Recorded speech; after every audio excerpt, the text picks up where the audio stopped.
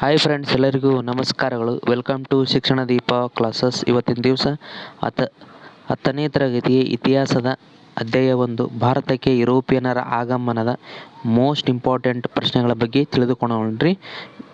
ಈ ಪಾಠದ ಮ್ಯಾಗ 3 ಅಂಕಗಳು ಬರ್ತಾವ್ರಿ. ಒಟ್ಟು ಇದು ಯಾವುದು ಬ್ಲೂ ಪ್ರಿಂಟ್ ಪ್ರಕಾರ ರೀ. ಅದೇ ರೀತಿ 1ನೇ ಪ್ರಶ್ನೆ ನೋಡ್ರಿ, ಇದು ಮಾದರಿ ಪ್ರಶ್ನೆ ಪತ್ರಿಕೆ 1, 2, 3, 4 ಅಂತ ಹಿಂಗೈತ್ರಿ. ಅದ್ರಾಗ 25 ಹಿಂಗಂತ ಅದಾವ್ರಿ. ಅದೇ ರೀತಿ 25ನೇ ಪ್ರಶ್ನೆ ನೋಡ್ರಿ, ಅಧ್ಯಾಯ 1 ರೀ. ಭಾರತಕ್ಕೆ ಹೊಸ ಜಲಮಾರ್ಗವನ್ನು ಕಂಡುಹಿಡಿಯಲು ಕಾರಣವಾದ ಅಂಶಗಳನ್ನು ವಿವರಿಸಿ ಅಂತ ಕೊಡ್ತಾರೆ. ಇದು 3 ಅಂಕ ಕೊಡ್ಬೋದು ರೀ, 3 ಅಂಕಗಳಿಗೆ ಕೊಡ್ತಾರೆ. ಅದ್ರ ಇದು ಪಾಯಿಂಟ್ಸ್ ನೋಡ್ರಿ.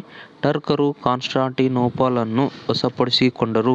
ಟರ್ಕರು ಹೆಚ್ಚು ತೆರಿಗೆಗೆ ವಿಧಿಸಿದರು. ಇದರಿಂದ ವರ್ತಕರಿಗೆ ವ್ಯಾಪಾರವು ಲಾಭದಾಯಕವೆನಿಸಲಿಲ್ಲ. ಯುರೋಪ್ ರಾಜರು ನಾವಿಕರಿಗೆ ಪ್ರೋತ್ಸಾಹ ನೀಡಿದರು. ಹೌದಾ? ದಿಕ್ಸೂಚಿ, ಅಸ್ಟ್ರೋಲೋಬ್, ಸಿಡಿಮದ್ದು ಭೂಪಟಗಳು ಸಮುದ್ರಯಾನಕ್ಕೆ ನೆರವಾದವು. ನೋಡ್ರಿ, ಭಾರತಕ್ಕೆ ಹೊಸ ಜಲಮಾರ್ಗ ಕಂಡುಹಿಡಿಯಲು ಪ್ರಮುಖ ಕಾರಣ ಅಂಶಗಳು ಯಾವುದಂತಂದ್ರಿ, ಟರ್ಕರು ಮೊದಲು ಏನು ಮಾಡ್ಕೊಂಡ್ರಿ, ಕಾನ್ಸ್ಟಾಂಟಿನೋಪಲನ್ನು ವಶಪಡಿಸಿಕೊಂಡ್ರು. ಹೌದಾ ರೀ? ಅದೇ ರೀತಿ ಟರ್ಕರು ಹೆಚ್ಚು ತೆರಿಗೆಯನ್ನು ವಿಧಿಸೋಕೆ ಕುಂತ್ರು. ಹೌದಲ್ರಿ? ಇದರಿಂದ ವರ್ತಕರಿಗೆ ವ್ಯಾಪಾರವು ಲಾಭದಾಯಕ ಅನಿಸ್ಲಿಲ್ಲ. ಹೌದಲ್ರಿ? ಆದ್ದರಿಂದ ಏನು ಮಾಡಿದ್ರು, ಯುರೋಪ್ ರಾಜರು ನಾವಿಕರಿಗೆ ಪ್ರೋತ್ಸಾಹ ನೀಡಿದರು. ಯುರೋಪ್ ರಾಜರು ನಾವಿಕರಿಗೆ ಪ್ರೋತ್ಸಾಹ ನೀಡಿದರು. ಹೌದಾ? ದಿಕ್ಸೂಚಿ ಆಗಿರ್ಬೋದು ರೀ, ಅಸ್ಟ್ರೋಲೋಬ್, ಸಿಡಿಮದ್ದು ಭೂಪಟಗಳು ಸಮುದ್ರಯಾನಕ್ಕೆ ಇವೆಲ್ಲ ಪ್ರಮುಖ ನೆರವಾದವ್ರಿ. ಹೌದಲ್ರಿ? ಅದೇ ರೀತಿ ಮಾದರಿ ಪ್ರಶ್ನೆ ಪತ್ರಿಕೆ 2 ನೋಡ್ರಿ, 25ನೇ ಪ್ರಶ್ನೆ ಅಂತನ ತಿಳ್ಕರಿ. ಡಚ್ಚರ ವಿರುದ್ಧ ಮಾರ್ತಾಂಡವರ್ಮನ ಹೋರಾಟವನ್ನು ವಿವರಿಸಿ ಅಂತ ಕೊಟ್ಟ ನೋಡ್ರಿ. ಡಚ್ಚರದ ವಿರುದ್ಧ ಮಾರ್ತಾಂಡವರ್ಮ ನೋಡ್ರಿ, ವೈನಾಡು ಸಂಸ್ಥಾನವನ್ನು ಆಳಿದ ಮಾರ್ತಾಂಡವರ್ಮನು ಡಚ್ಚರಿಂದ ಸಂಸ್ಥಾನವನ್ನು ರಚಿಸಿದ. ನೋಡ್ರಿ, ಡಚ್ಚರ ವಿರುದ್ಧ ಯಾರು ಹೋರಾಟ ಮಾಡ್ತಾರ್ರಿ?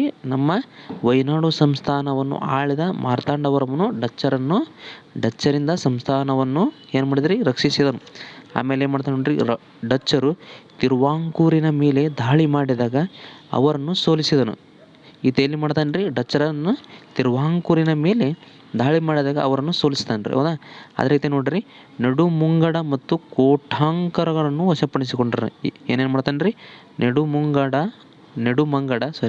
ನೆಡುಮಂಗಡ ಮತ್ತು ಕೋಟಾಂಕರರನ್ನು ವಶಪಡಿಸಿಕೊಂಡು. ಹೌದ್ರಿ? ಅದೇ ರೀತಿ ನೋಡ್ರಿ, 1741ರಲ್ಲಿ ಡಚ್ಚರು ಯುದ್ಧ ಸಾರಿದಾಗ ತಿರುವಾಂಕೂರು ಸೈನ್ಯ ಮೇಲುಗೈ ಸಾಧಿಸಿತು. ಏನ್ರಿ, 1741 ಡಚ್ಚರು ಯುದ್ಧ ಸಾರಿದಾಗ ಏನು ಮಾಡ್ತಾರೆ, ತಿರುವಾಂಕೂರು ಸಂಸ್ಥಾನ ಏನು ಮಾಡ್ತಾರೆ, ಸೈನ್ಯ ಮೇಲುಗೈ ಸಾಧಿಸಿತ್ತು. ಹೌದ್ರಿ? ಅದೇ ರೀತಿ ನೋಡ್ರಿ, ಕೊಚ್ಚಿ ವಿಶ್ವದ ಪ್ರಮುಖ ಸಾಂಬಾರ್ ಪದಾರ್ಥಗಳ ಕೇಂದ್ರವಿತ್ತು. ಹೌದಲ್ರಿ?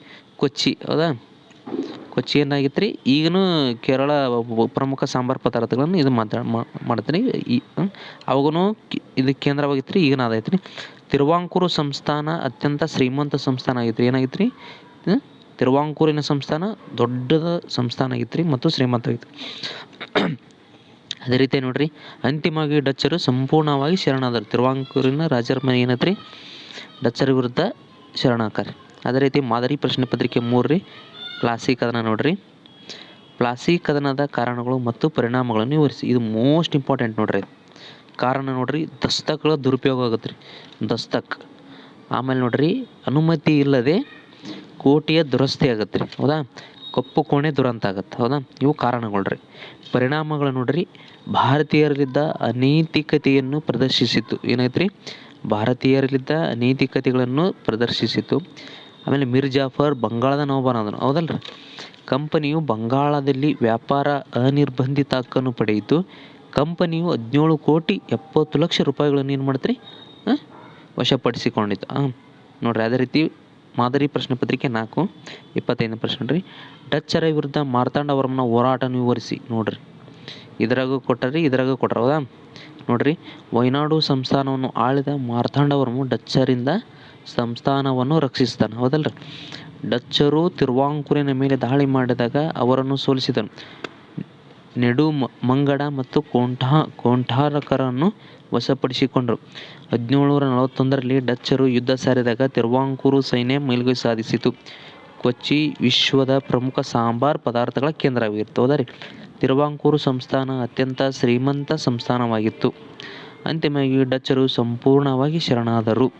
ಇವೆಲ್ಲ ಏನ್ರಿ, ಇತಿಹಾಸದ ಅಧ್ಯಾಯ 1 ಭಾರತಕ್ಕೆ ಯುರೋಪಿಯನರ ಆಗಮನದ ಒಟ್ಟು 3 ಅಂಕದ ಪ್ರಶ್ನೆಗಳಾಗಿರ್ತಾರೆ. ಇವು ಮೋಸ್ಟ್ ಇಂಪಾರ್ಟೆಂಟ್ ನೋಡಿರಿ, ಇವನ್ನೆಲ್ಲರೂ ಬರೆದಿಟ್ಕೊಳ್ರಿ. ಆಮೇಲೆ ನಮ್ಮ ಯಾರ್ಯಾರು ಯೂಟ್ಯೂಬ್ ಚಾನಲ್ನ ಏನು ನೋಡ್ತಾ ಇದ್ರಿ, ಲೈಕ್ ಮಾಡಿರಿ, ಕಮೆಂಟ್ ಮಾಡಿರಿ, ಶೇರ್ ಮಾಡಿರಿ. Thank you very much.